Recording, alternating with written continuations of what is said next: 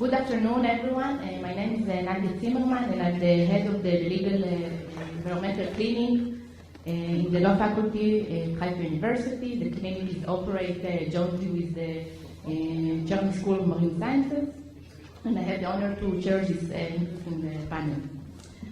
I think it was a very good idea to put this session as the concluding session of the seminar, since it has a little bit different orientation than the other session we heard until now.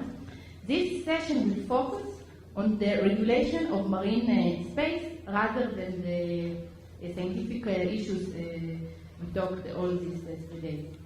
Since I believe that most of the people that are sitting here have a little previous legal knowledge, I will use my prerogative as the head of this session to talk first, in order to give a brief overview of the regulatory reality in Israel.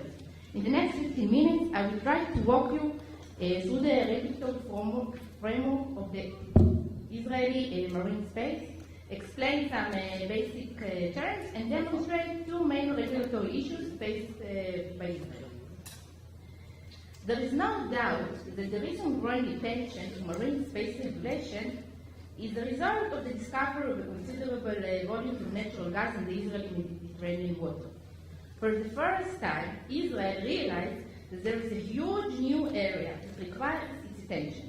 Indeed, this area measures more than 26,000 square kilometers, which is 30% greater than the Israeli terrestrial area. And this requires not only technological and scientific study, but also an appropriate legal framework in order to achieve sustainable development. In fact, most of the regulatory questions are raised because natural gas fields were found in maritime zone legally called the exclusive economic zone. From an international legal perspective, the marine space is divided into several different areas with different sets of rules for every area.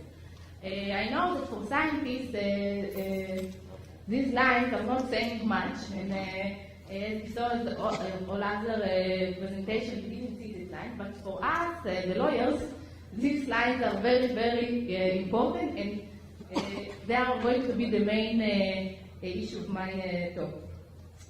State rights and duties in the different maritime zones are regulated in the 1982 United Nations Convention of the Law of the Sea, the UNCLOS. The UNCLOS is an international maritime constitution, so far ratified by 166 countries, which gives the framework for management, protection, and sustainable development of the marine environment and its resources. Israel is one of the few states, together with the United States and Turkey, that to this date has not signed the convention. Nevertheless, Israel has stated more than once its intention to accept the customary provision of UNCLOS.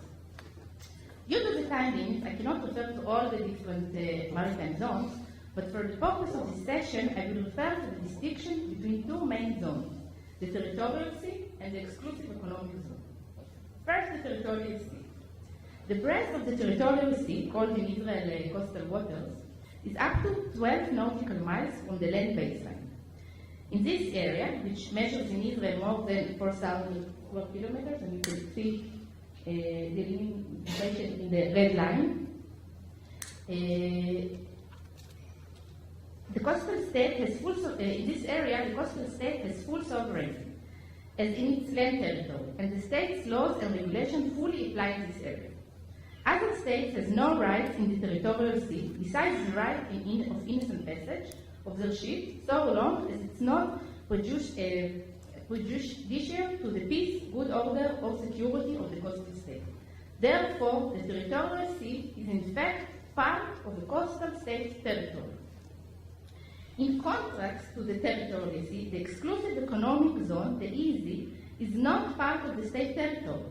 The EEZ is an area beyond and adjacent to the territorial sea and extends up to 200 nautical miles from the baseline from which the breadth of the territorial sea is measured. According to Israel-Cyprus agreement, the Israeli exclusive economic zone extends up to 110 nautical miles from Israeli southern shoreline and up to 70 nautical miles from its northern shoreline.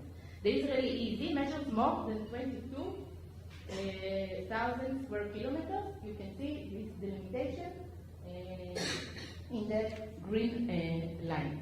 It's important to say that our borders in the north and the south is still, there's still no agreement with our neighbors about these borders, but this is a talk for a different session. UNCLOS established a unique legal regime in the EEZ that is, on the one hand, allows the coastal state to enjoy the natural resources on this area, but on the other hand, preserve the rights and freedoms of other states, such as navigation, overflight, laying of submarine cables, and pipelines.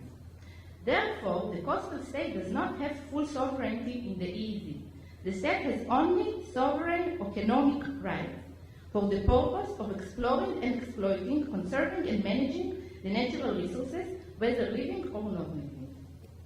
In order to exercise these rights, the coastal state has an exclusive right to regulate the construction of structural installation and an exclusive jurisdiction over such installation, including jurisdiction with regard to customs, fiscal, health, safety, and immigration laws and regulations.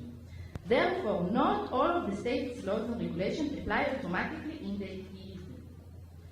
Now, after understanding the fundamental difference between the territorial sea and the exclusive economic zone, I can present two main regulatory issues derived from this difference. These two issues will be the focus of this session. The first issue deals with the ambiguous regulation in the Israeli EEZ, and the second issue deals with the EEZ special flag. First, the ambiguous regulation in the Israeli EEZ. Today, there is no domestic legislation adopting UNCLOS provisions.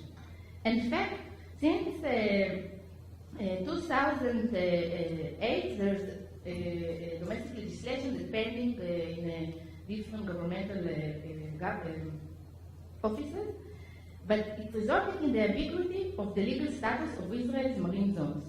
Therefore, since the beginning of the development in the EEZ 10 years ago, until now, it is unclear which laws may apply in this area.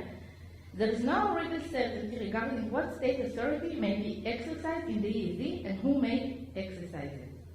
The current legal basis for Israel's limited operation in the EEZ is an interpretation of an old act from 1953 called the Undersea Areas Act. This act was enacted 30 years before UNCLOS, and it includes only one section. According to a legal opinion from 2013, written by Mr. Avi Licht, the Deputy of the Attorney General as the Minister of Justice, the interpretation of this old act allows to apply certain regulation in the EEZ, such as environmental, fiscal, and offshore petroleum exploration regulation. According to this opinion, every other matter is a subject to an ad hoc interpretation.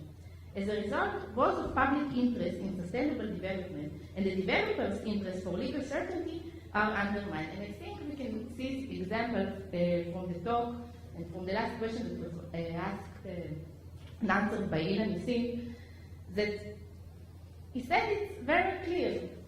If they want, they can voluntarily do what I ask. Goodwill. Huh? Goodwill. And again, the word is voluntary. And what will happen if the state will ask something the friends doesn't want to do, and if Ilan Nissim will be changed and it will come a different administrator that will not will be a manager with the firms? It's a big question, and I think that the answer is it's working, so why we should change it? It's very for this current time, but it's not forever. A year ago, the Ministry of Justice has made an effort to promote the Maritime Zones Bill. So hopefully, if the bill will pass soon, this legal ambiguity will be partly resolved. The bill may resolve the regulatory uncertainty by defining the rights and jurisdiction of Israel in the different maritime zones and by defining the laws that will apply in every zone. We will hear today about the progress of the bill from Ms. Ya'ara Lemberger-Kenar, the Director of Infrastructure, Regulation Law, Legislation and Legal Counsel at the Ministry of Justice. Of course, no legislation is free from criticism. We will hear today suggestions for the bill's improvement from Ms. Chaya Erez, the legal consultant to Tzalul Environmental Association. The second issue I would like to address is the marine special planning. The issue is a byproduct of the first one. Since the Israeli law does not apply automatically in the EEZ, it concerns also planning and construction act. Today, Israel has a planning authority only in its territorial sea. Therefore, the National Planning Council, that is the authority responsible for special planning on Israeli territory, does not have authority over the EEZ. Before moving on, I would like to say a few words on marine special planning. Today, the marine special planning, the MSP, is the leading tool adopted by countries around the world in order to manage their marine space. The UNESCO guide defines MSP as the public process of analyzing and allocating the spatial and temporal distribution of human activities to achieve ecological, economic, and social objectives that are usually specified through a political process. There are some known characteristics of MSP process, such as a wide stakeholder participation, integrated ecosystem-based approach, and adoptive and future-oriented perspective. Most of the above characteristics can be found in the institutional processes of the Israeli National Planning Council. Therefore, if the Council authority was extended to the EEZ in Maritime Zones Bill, Israel could have had a suitable mechanism for integrated marine special planning, including all the maritime zones and their interrelationship with the coastal zone. However, the Maritime Zones Bill chose a different planning mechanism for the EEZ that is actually separating between the planning of the territorial sea and the EEZ. Moreover, the bill does not establish a special planning process in the EEZ, but rather requires the preparation of a marine policy paper with no defined characteristic of a marine special planning, no stakeholder or public participation, no clear political process, and no clear authority.